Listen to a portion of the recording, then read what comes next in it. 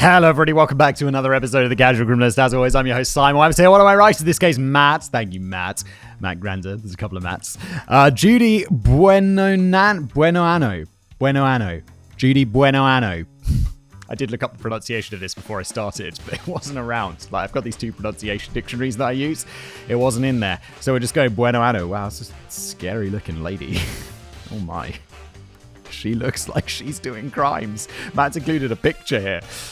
We'll put it on the screen now. She looks like a criminal, and I don't want to stereotype. I mean, I do. She's in an episode of The Casual Criminalist. It'd be bad if it turns out that she's the victim. What am I doing? Just digging a hole. Carry on, Simon. The show format of the show is Matt's written me a script. I've never read it before. Let's just jump in.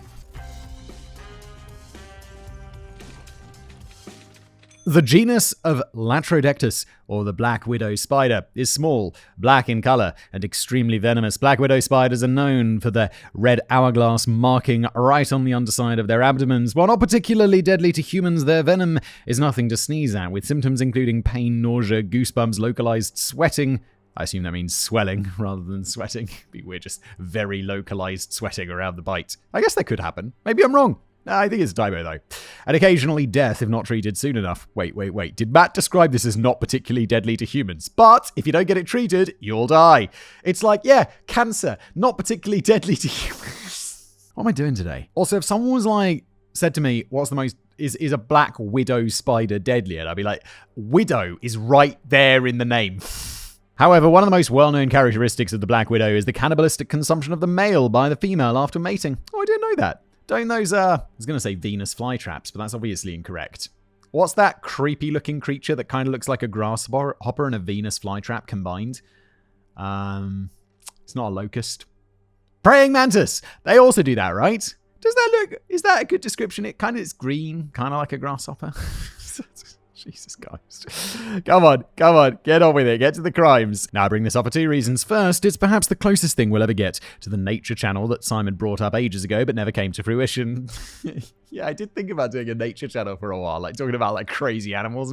And I just never pulled the trigger on it. I just didn't think it would be popular enough. Although nature shows are mega popular, so maybe it would be. Maybe I should do that. Let me know in the comments. Just before we continue with today's episode, I want to give a huge shout out to our sponsor, Keeps. Now look, I'm not exactly the poster child for hair loss prevention, but that doesn't mean you shouldn't take action. It's just too late for me.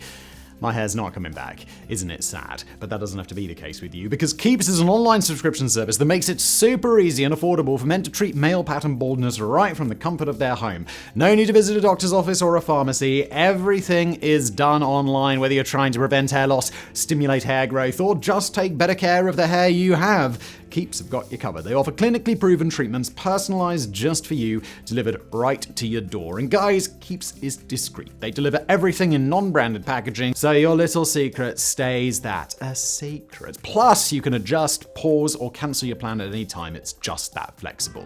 With Keeps, you complete an online consultation, get matched with a licensed medical provider who tailors a treatment plan to your specific needs. It's all based on science, and most men start seeing results within just 6 months. They've treated over 1 million men in the last 6 years and have over 5,000 5-star reviews. So, if you're ready to take action against hair loss, head to keeps.com/Simon or click the link in the description below. That's keeps.com/Simon. That's me. And thanks to Keeps for sponsoring this video. Seriously, boss, if we ever do such a channel, sign me up. But secondly, it's because here on the Casual Criminalist, we've had several female killers who have rightfully earned the moniker of Black Widow. And no, I'm not talking about Scarlett Johansson. Why would you call Scarlett? Oh, is that because she played a character in these Superman movies called Black Widow or some such? I haven't seen them, obviously. From Mary Ann Cotton to Nanny Doss, there have been several women throughout history who did everything in their power to kill those closest to them for personal gain. And it's here, Simon, that I introduce to you one of the worst examples of a Black Widow in American history. With that, let us jump into June the 25th, 1983. It was a normal day, just like any other, but life was about to change for 35-year-old John Gentry. That day, while at a dinner party with friends in Pensacola, Florida. I feel like the fact that a dude called Gentry is at a dinner party just feels like, mwah. He was informed by his girlfriend of several years that she was pregnant with his first child. To celebrate the upcoming arrival of their new baby, John excused himself to head to the liquor store, feeling less and less Gentry-ish every minute. Unless he's gone to the liquor store to buy a bottle of Dom or something. What's a proper celebration between two lovers without champagne? Oh, there we go. Look at him being all Gentry-ish. With a smile on his face, John ignored the almost constant attacks of dizziness and nausea that had been fighting for the past year and made his way to his car. Oh my god, dude. If you've got constant attacks of dizziness, should you really be driving, my dude? John got into his car, turned the key, and unknowingly triggered a car bomb that had been planted inside the vehicle. Holy shit. Okay, that's not how I expected you to go with your dizziness. Within the span of a heartbeat, the car was engulfed in flames and smoke, and parts of the vehicle would end up lying scattered around the remains of the car. It's so strange. I had a dream literally last night about my car blowing up. It's a sign. It's not a sign. It's not a sign. I let the battery run down on my car because I was just messing around with it. I was installing some new electronic stuff, and I think I did something wrong because it drained the battery overnight, and so I had to trickle charge it. And I had a dream that my trickle charger, for some reason, caught my car on fire. It blew up. Don't know why.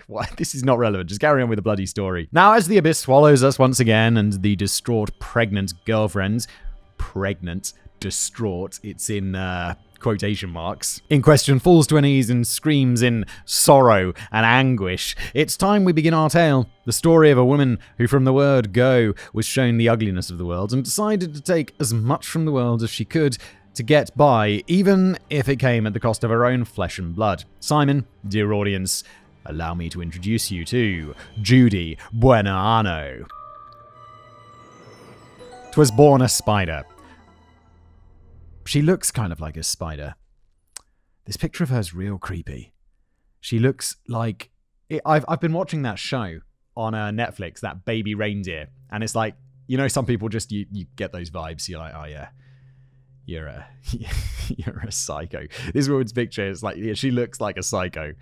Judius Anna Lou, Judy Welty, was born on April the 4th, 1943, in Kanawha, Texas, and was the third of four siblings. Everyone from Kanawha, Texas is like, Simon, that's not how you say Kanawha.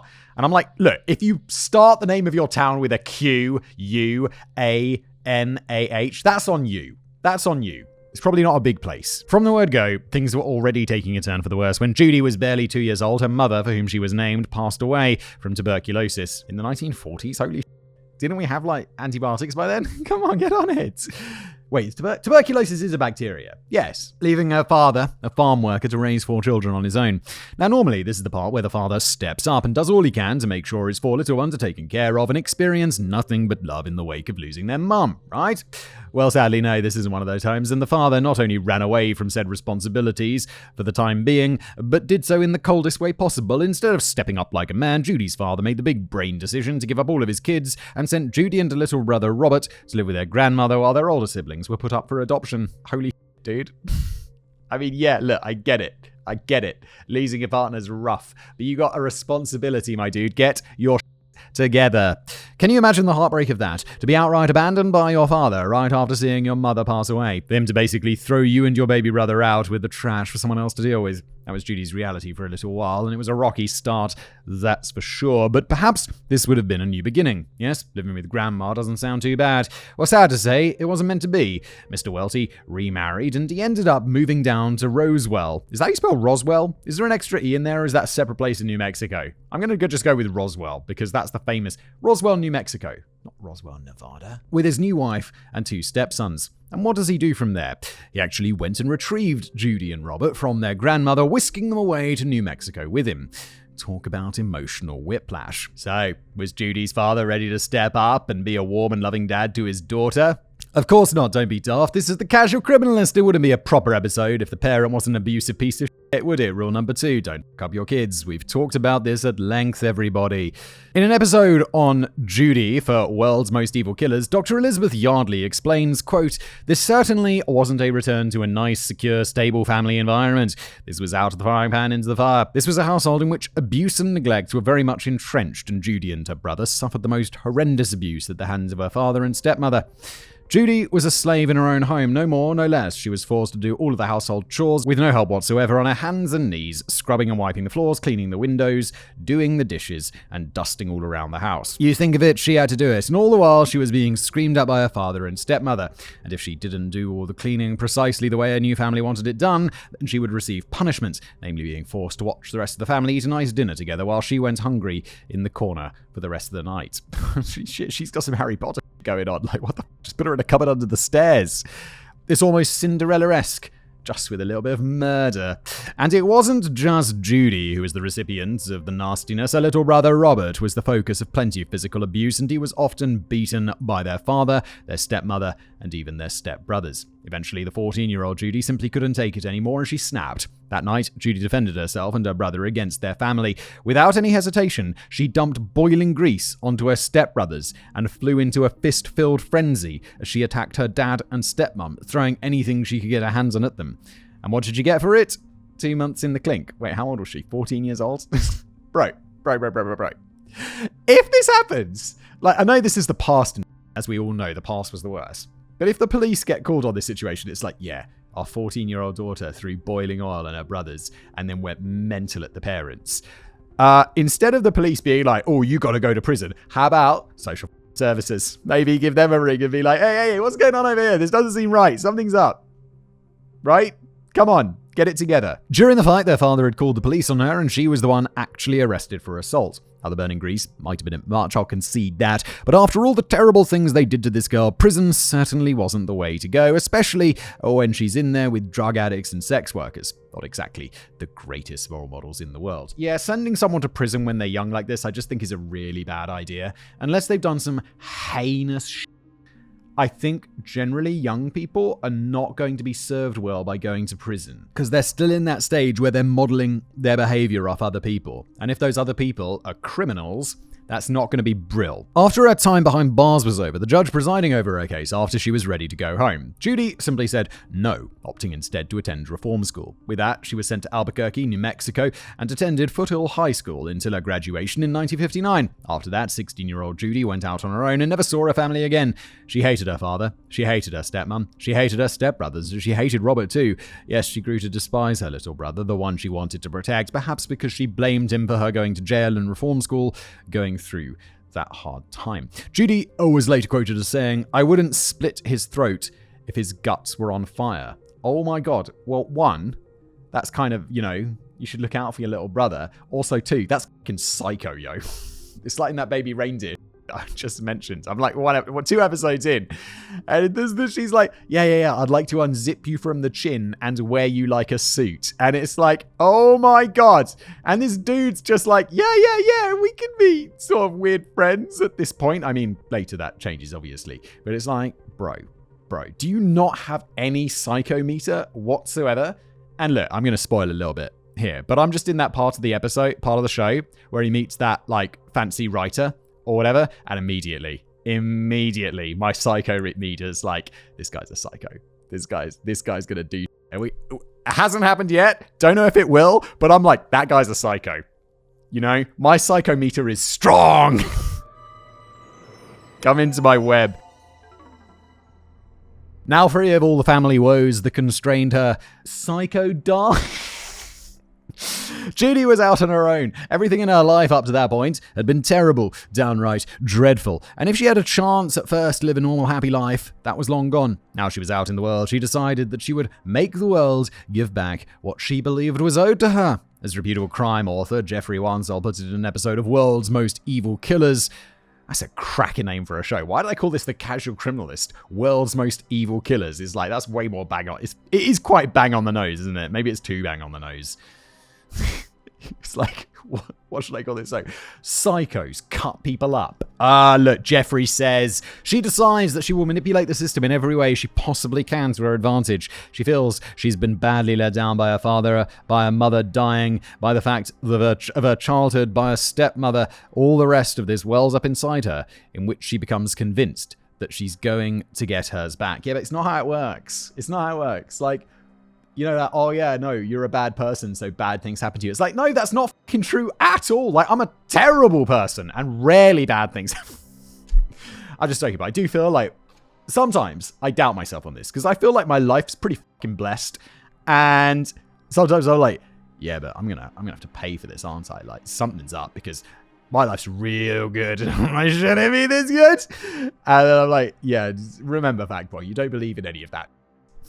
Now, it's been said many times on this show, but there are people out in the world who have all had terrible childhoods. Many unarguably far worse than hers, and they don't turn to becoming monsters. One's upbringing might be crap, but that is never an excuse. Now out on her own, and with a skewed outlook on the world, Judy moved to Roswell, New Mexico to study at Eastern New Mexico Medical Center and began working as a nursing assistant. She was a hard worker and a top student, and Judy ended up receiving her PhD in biology and psychology, both in a relatively short period of time. Oh my god, when you're like, let's assume she's today's Black Widow, right?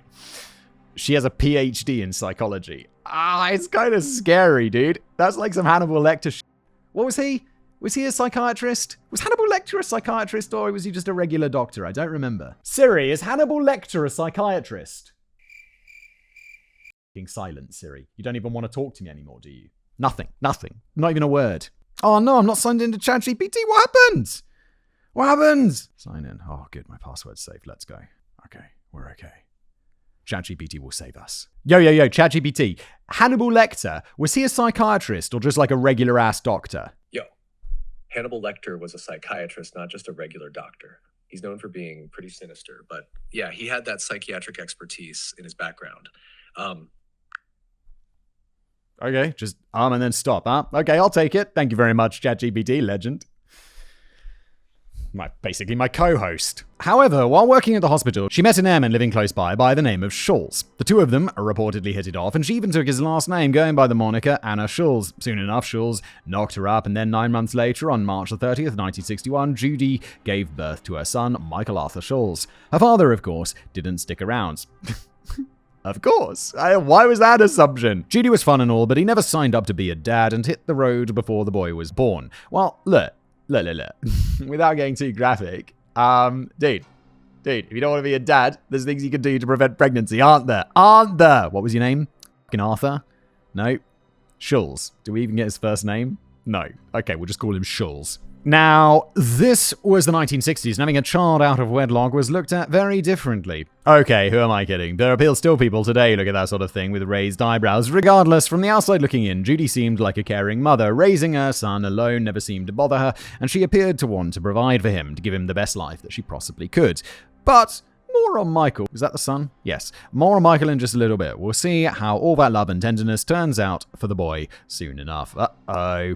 The first fly that Judy was able to trap in her web was a man by the name of James Goodyear. Born on December 7th, 1933, he was 10 years older than her and a United States Air Force mechanic and sergeant. All reports state that he was a great airman, an upright chap, an all-round outstanding person, the kind of guy you'd be proud to bring home to your mum for dinner. It was truly a whirlwind romance, and it didn't take long for the two of them to tie the knot. Judy Welty, aka Anna Schulz, had become Judy Goodyear, and things did look like they were on the upswing. Hell, James formally adopted Michael as his own son after the wedding, and on January the 16th, 1966, the two welcomed a child of their own, another son, who they named James after his father. In 1967, the small family moved down to Orlando, Florida, and soon after, Judy gave birth to a daughter named Kimberly. Everything so far seemed good. Judy and James were happy, they got along, and did almost everything together. They truly seemed like the picture of a happy couple. So what happened? Well, it all started off when Judy came to James with an idea. She wanted to protect her family, and she wanted to make sure that everything would be taken care of for the kids, just in case anything should happen to either her or James. So the couple sat down and took out a life insurance policy for him, which he willingly signed. Well, yeah, I mean, that's not unusual.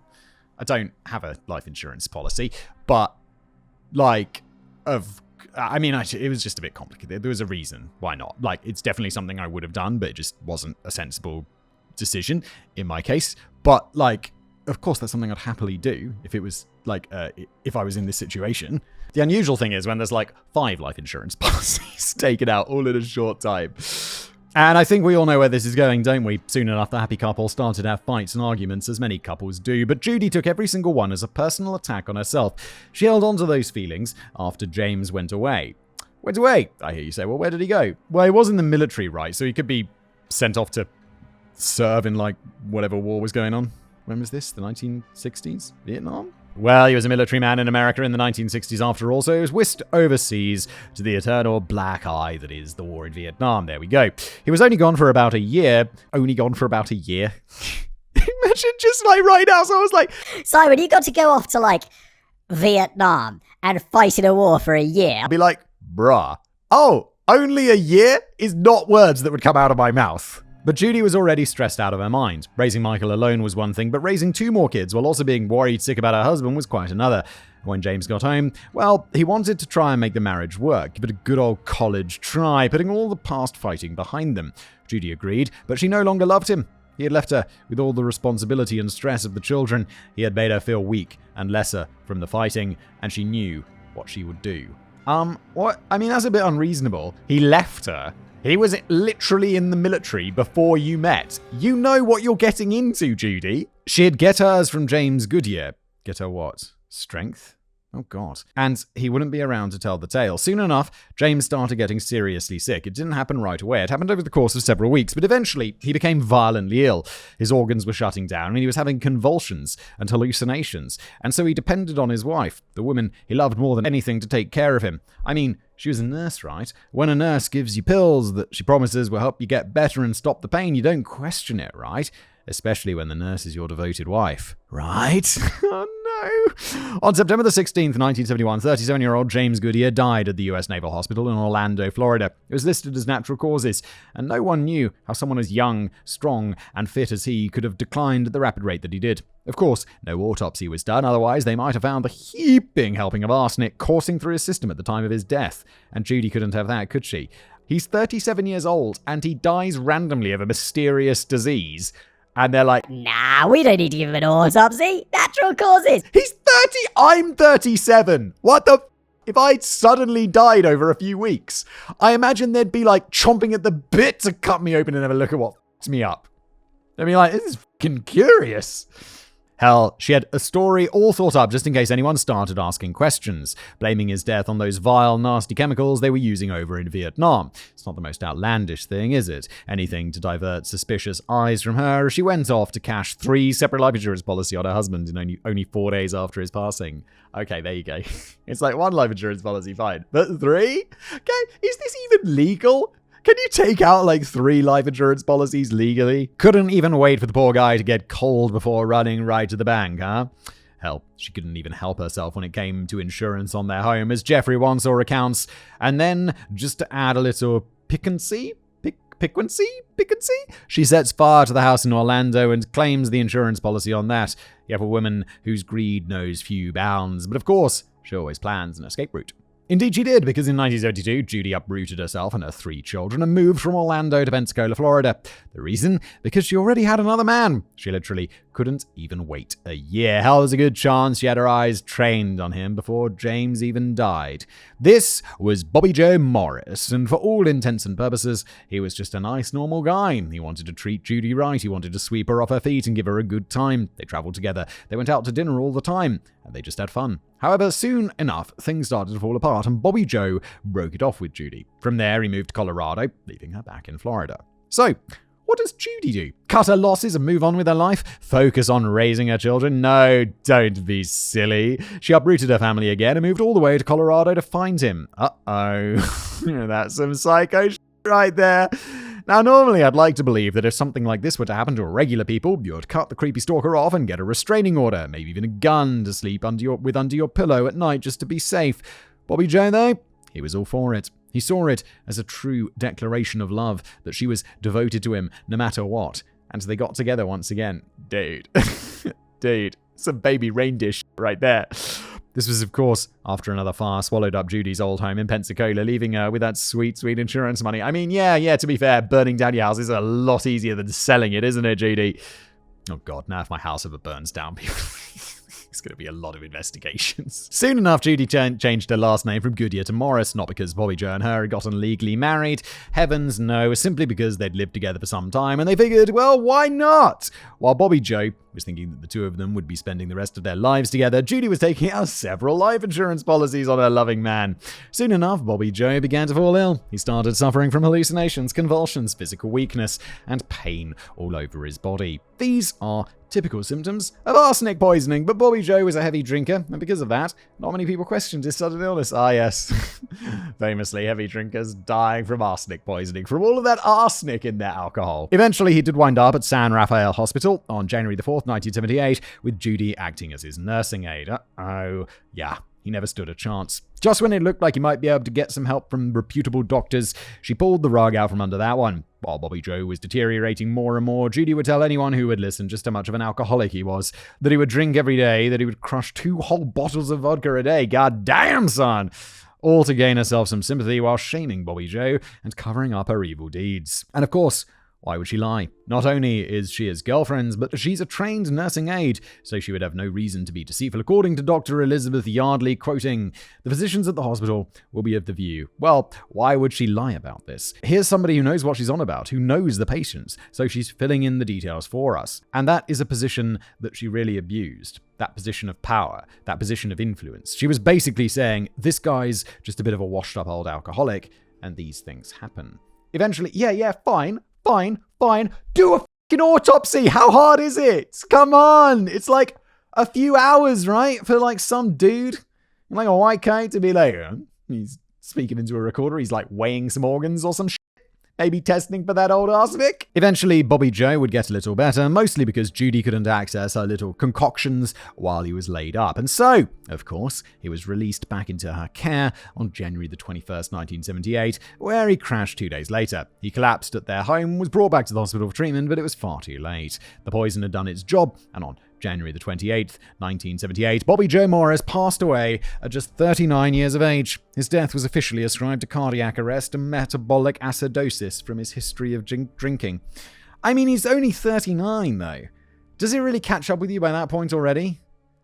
Like, doesn't the whole alcoholic thing kill you a little bit later? After Bobby Joe's death, there's a small wrinkle that Judy hadn't foreseen. Bobby Joe's mother, heartbroken and distraught over the death of her son, wished for his body to be sent home to Florida to be buried properly. Judy tried to fight this, wanting him to be cremated for obvious reasons, but his mother was having none of it.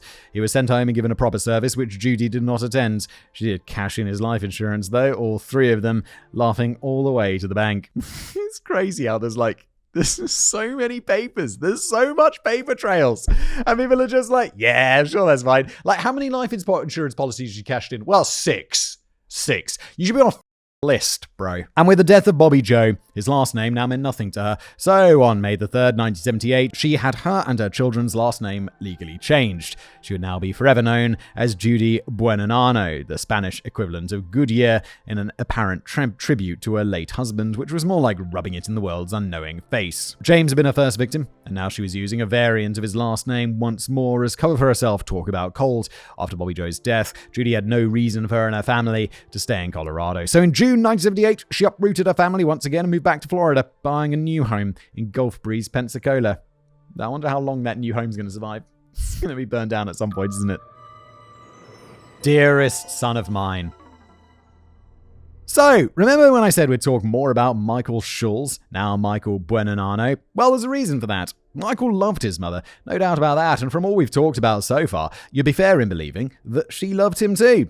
Only she didn't. You've got to remember that Michael was an illegitimate child, and everybody knew it. Back then, that carried a stigma for not only the child, but especially the mother. Loose, faithless, a real Delilah, all the judgmental religious bullshit that gets thrown around to this day. These types of words and the looks that accompanied them followed Judy around, even as Michael got older, and she hated it.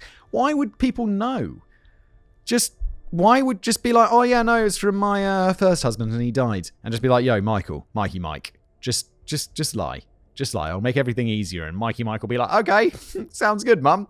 Boom! Problem solved. It's not like people are going on Facebook and finding it out. It's the past. And in turn, she hated Michael. Hell, when Michael was younger, if she had company over, she'd stir him away in another room so that he wouldn't be seen, or she'd call a babysitter to come and take him away for a few hours. Anything to escape that painful stigma, if just for a little while. He was a source of embarrassment, a point of shame. He was an anchor around her neck, dragging her down in life, and she despised him. And so she did what she always did when it came to people that she found inconvenient. She tried to get rid of him. This is her own son. This is like I was about to say, I get killing your husband. But I mean, I don't get that. But your own children? Fucking hell. That is some next level psycho shit. In March 1979, Michael turned 18, and a few months after doing so, he enlisted to join the US Army. Not because that was his life's ambition or anything. It wasn't his dream to join the military. It wasn't his goal as a career. Michael Buenoano did this for one reason and one reason only. He simply wanted his mother to acknowledge him and to be proud of him. In the end, that might be the saddest thing about this whole section overall.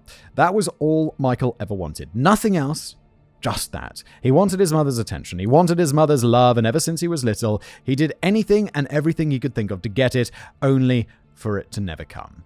And what better way than to join the military? I mean, his stepfather, James Goodyear, was a military man, so Michael knew, or at least assumed, that his mother had a love of those in the military. Shortly after, Michael was sent off to basic training. He definitely made sure to come home for Thanksgiving, though. He wanted nothing more than to spend his time with his family to make sure that his mother really was proud of him for the path that he'd chosen. Soon after Michael came home, he strangely became quite ill. How strange. Shock horror. You can have seen that coming. Matt and I, same page.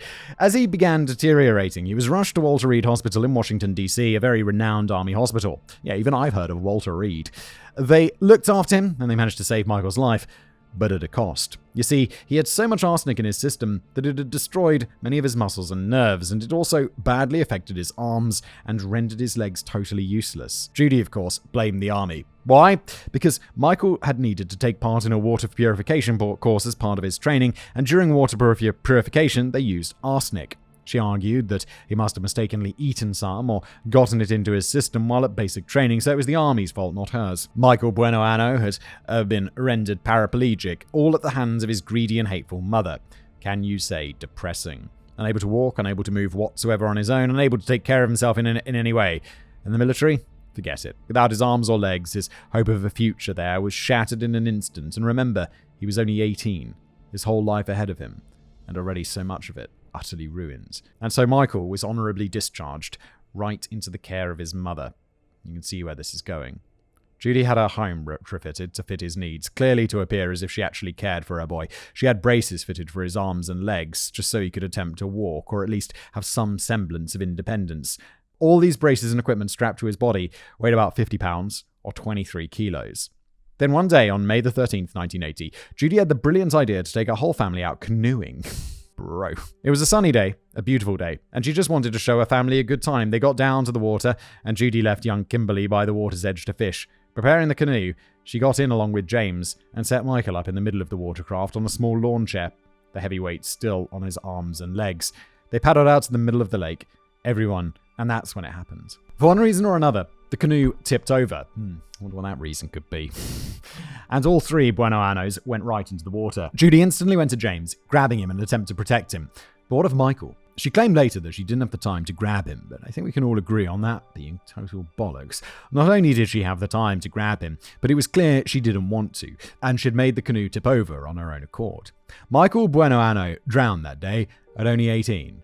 Because of all the weight on his arms and legs, the second he hit the water, he was pulled straight down to the bottom of the lake. Can you imagine the terror he must have felt being pulled down to the very bottom, no matter how much he struggled? The pain he must have felt as the water stung his eyes, clogged his ears, and then finally rushed deep into his lungs through his nose and mouth. The final sense of betrayal he must have felt before all faded to black. The feeling that the woman, the mother, that he loved more than anything in the world, the person he wanted to make proud and to have seen for him for the man he was, simply let him sink, surrendered him to the water as she watched him go. It's the stuff of nightmares, and it's a level of heartbreak I don't think many can even fathom. I hope, in this case, that he thought it was an accident. That the boat just tipped over, and he didn't see his mum do it. Because that's insane. I feel I must echo the words of Jeffrey Wansall from World's Most Evil Killers once more. He said, "It is the most callous, dramatic, ugly way of killing anybody." And of course, no one questioned this at all. Nothing suspicious here, right, guys? Simply an awful accident, an unfortunate tragedy. There's no way that Judy, his loving mother, could have set everything up and orchestrated the drowning of her eldest child, right? In like 3 seconds. He had 16 life insurance policies taken out against him. The army even investigated the death, and they believed her story, that it was nothing more than an accident. All the while, Judy went on, "Oh my God, I was being sarcastic. I was actually being sarcastic, and it's not 16, but she went on to collect a total of $120,000 from 6 different policies that she'd taken out on Michael. $120,000. When was this? The 1980s? Was this? Yeah, 1980. That's got to be like easy $750,000 today, right? That's crazy. 6 different policies. So what? Now she's up to like 12 life insurance policies that she's cashed out in her lifetime. Down came the rain. So I think it's safe to say that Judy Buenoano felt pretty much invincible by this point, damn near untouchable. In the span of 9 years, she'd murdered her husband, her boyfriend, and her eldest son, all the while cashing in on the life insurance policies that she'd taken out on all their lives. And the whole time, no one suspected a thing. They always believed that it was natural causes or an accident in Michael's case, and no one looked sideways at innocent old Judy, who seemed to make out like a bandit each time and grieve for all of 5 minutes before moving on. She had everyone fooled, and she reveled in the spoils of her kills as well as the feeling of getting back at the world by taking what she felt she deserved. So I know what you must be thinking. What in the world did she do with all of that money? Well, pamper herself for one. Vacations, new cars, boats, god damn, a nice house, you name it, she bought it. And she even opened up a new business on the back of her blood money, a beauty salon that she named Fingers and Faces. She took care of herself, she took care of the 2 children she actually cared about, and she did it all on her murder money. Soon enough, though, 9 months later in February 1981, she felt the need for more, and so she needed another man. Enter 35-year-old John Gentry. Oh wait, is this the dude from the beginning with the champagne? Remember him? He's the poor unfortunate fellow we started this story with. There we go. Tall, dark, and handsome, he owned a successful carpet and flooring tile business in Pensacola. An army veteran, he had a couple of kids himself from a previous marriage, just the type of man that Judy liked best. Calm, cool, collected, John was a very easygoing person and often joked about only being in Vietnam for a total of 3 days because he stepped on a landmine and got himself blown up, only to walk away with a few scars to show for it, and minus the hearing in one ear. It's kind of crazy that it's like, yeah, no, I got off from Vietnam lightly, just lost hearing and got some terrible scars after stepping on a landmine, but I was only there for 3 days, so that was good, didn't die. War, everybody. That. For a while, things were going well. Both of them had successful businesses, both of them were making good money, and they were able to spoil each other. They went out to eat at fancy restaurants. She wore nice clothes and jewelry. They went on long cruises together. Everything was going great, and soon enough, John decided to move in with Judy and her kids. John got along well with them, and John's kids really liked Judy. Everything seemed to be coming up roses. But of course, Judy couldn't help herself. She'd given herself over to the darkness long ago, and did like to whisper in her ear when it was time to strike. All while John was clearly in love with Judy, she was already making plans. She was already taking steps towards his eventual end. She put up a loving and caring face whenever he was around. But when John was out of earshot, Judy would start spreading lies and rumors about him behind his back. She'd say that he was involved with and had connections to organized crime, that he was deep with some bad folks, and that she was worried that something bad was going to happen.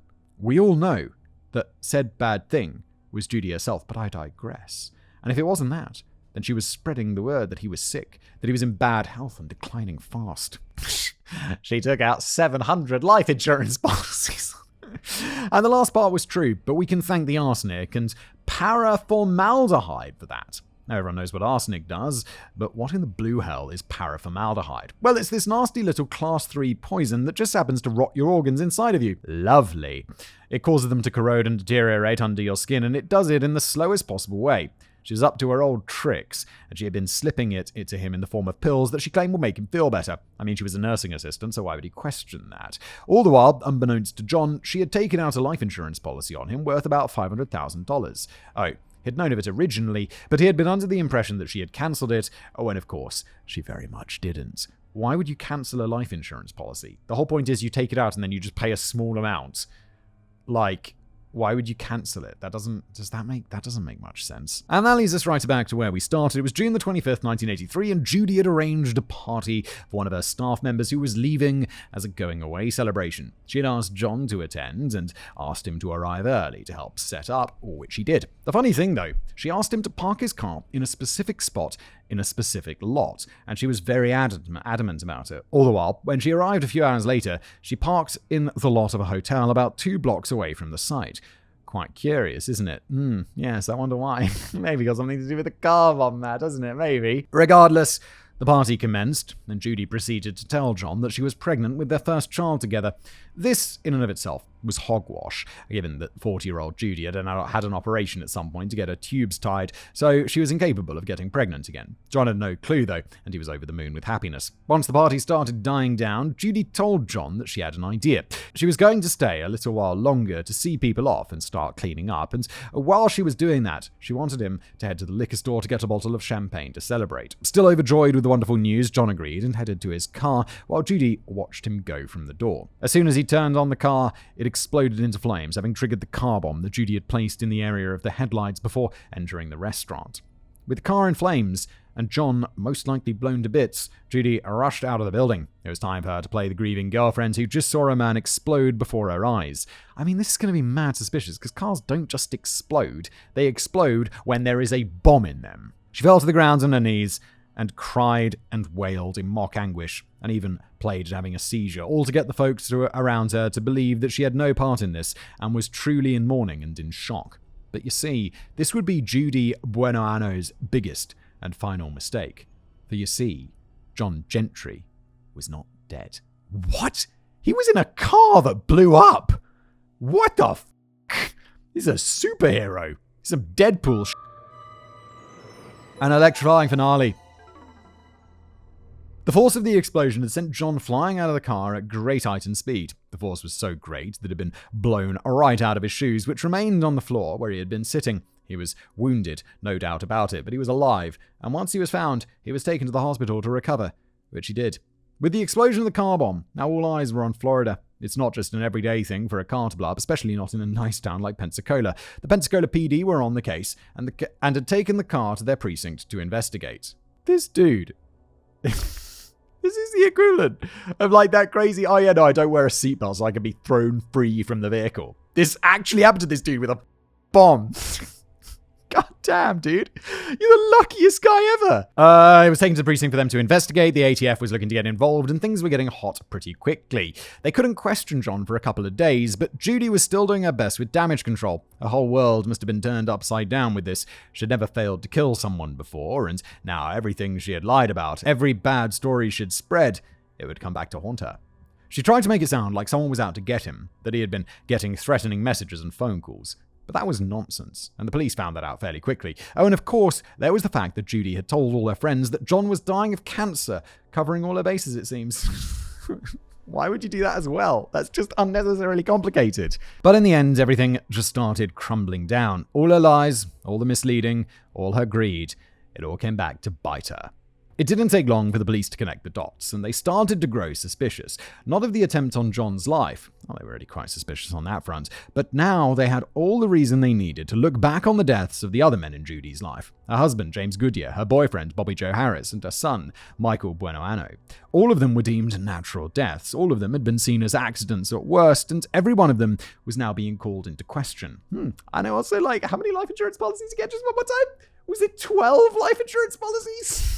Had she not blown up John Gentry, had she not let her greed get the best of her, she might never have been brought to justice. She might have never been caught, and yet she was, which all I think of when I hear something like that is just imagine all the people who don't get caught. just getting away with this all the time. It's got to be loads, right? Soon enough, John started recovering, and boy, did he have a story to tell. Once the police got him talking, he told them about the pills that Judy had been giving him, claiming that they were vitamins, and now he felt like death every time he took them. The police asked where the pills were, and they were sitting right there on his desk at work. The cops took the pills and sent them to the lab for testing, and the lab reported that the pills had been tampered with. They'd been taken apart, their original contents disposed of, and the empty caps were refilled with a mixture of arsenic and paraformaldehyde before being resealed. With that, the police had everything they needed. They got a search warrant for the house, where they found even more pills. They were tested, and they were found to contain poison, and they knew that Judy had willingly given them to her boyfriend, that she had deceived him, and that she had that life insurance policy on him. Hell, she'd even booked a deluxe cruise for her and her children, but not for John, with the knowledge that she'd be getting the money to pay for it shortly. This is insane. Don't schedule things that are taking place after your crime. It's so crazy. Talk about being caught with your hands in the cookie jar.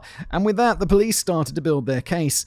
And the first thing they did was exhume James Goodyear. I think prosecutor Belvin Berry said it best. I was present when James Goodyear's body was examined. When it was cracked open, the crypt emitted a visible cloud and the strangest odor I'd ever smelled in my life. I did not expect Goodyear to be recognizable after 15 years in a wet casket, but his body was well intact from the arsenic. His body was examined, and the results were shocking. James Goodyear had enough arsenic in his system to kill over 12 people.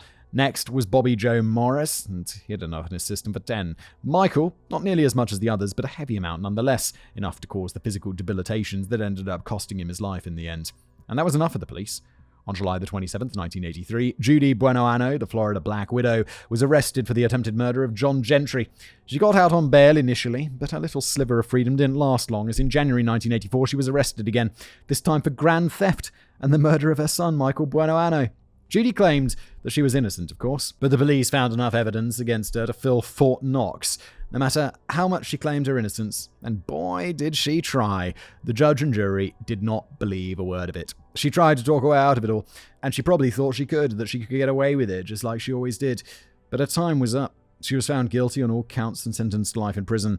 No chance of parole. That was just the trial for Michael, though. She still had to stand trial for John. Later that year, Judy was found guilty yet again on October the 18th, 1984, and was sentenced to a further 12 years in prison. That wasn't the end, though. Judy had one final trial to attend, this time for the first-degree murder of James Goodyear, the first husband. Once again, she was found guilty. There wasn't even a question about it. This time, though, the punishment was far more severe. Oh, wow, she getting a death penalty? On November 26, 1985, for her acts of evil, for acts of premeditated murder, and for acts of unyielding greed and malice, Judy Buenoano was sentenced to death. Her last meal was a helping of broccoli, asparagus, strawberries, and hot tea. Not the most satisfying sounding meal, but to each their own. Yeah, who's like, what do you like on your last meal? Broccoli. Broccoli. Belvin Perry recounted the final moments of Judy's life to the press, quoting here, "Judy Buenoano was the coldest person I've ever met. It was a hot summer day when she was transported to Orange County, but just looking at her gave me chills. She denied everything to the end. Since I'd been involved with the investigation since its inception, I attended the execution. It was the first time I saw Buenoano express emotion. Paralyzed by fear, she had to be carried in by the guards. Her eyes were closed and her hands clenched, as she was strapped to the electric chair. She had no final words." On March 30th, 1998, Julius Anna Lou Judy Buenoano, age 54, was executed at Florida State Prison by the electric chair, becoming the first woman to be executed in Florida in decades. Perhaps my chapter title makes more sense now. What was the chapter title? An electrifying finale. Oh, there we go. Yes. And so she was executed. Oh, no. Anyway, wrap up. And just like that, our story is at an end. Judy Buenoano was a vile hag of a woman, a greedy snake who got rid of anyone in a way by getting what she wanted, what she felt she was owed. Because of her shitty childhood, she thought she deserved all the world had to offer, and she would take it by force if she needed to. Much like the Black Widow itself, chock full of poison and ready to devour anybody they called a loved one to survive and thrive. This evil woman believed that she was untouchable, that she could get away with just about anything, and in the end, it all came back to her, burying her in her own selfishness and hubris. There were so many times that she could have stopped. There were so many times she could have put her hatred and greed aside for the sake of her and her kids. She could have been happy with her husband. She could have been happy with her boyfriends. They loved her dearly, and yet she simply threw it all away, them included, all for a payday and nice things. And all it got her was the shock seat, left sizzling and twitching for the world to see. Oh no! And as the darkness pulls back from us once again, I wish to remember her victims. She might not have the highest body count of anyone on this show, but her victims were people too, and they all felt so personal. James Goodyear, Bobby Joe Morris, Michael Buenoano, John Gentry. 3 of these men ended up dead, one of them being her own flesh and blood, and that final one almost lost his life if it wasn't for some insanely good luck. All of them loved her, all of them cherished her, all of them wanted to take care of her. But it was never enough for Judy. And honestly, Simon and dear audience, I've got to say, I think what happened to Michael specifically will stay with me for a little while. We've had mothers kill their kids before. It's a true crime staple after all. But this one feels wrong, almost. Michael did nothing wrong. He only wanted his mother's acceptance, her love. But perhaps to her, that was his crime. She never wanted him. He was a baby she'd had out of wedlock, and everything that came with him was a stain to her. And that's where we end today's episode. Thanks for being here. If you like this show, leave a review, make sure you subscribe on YouTube or whatever, and I'll see you next time.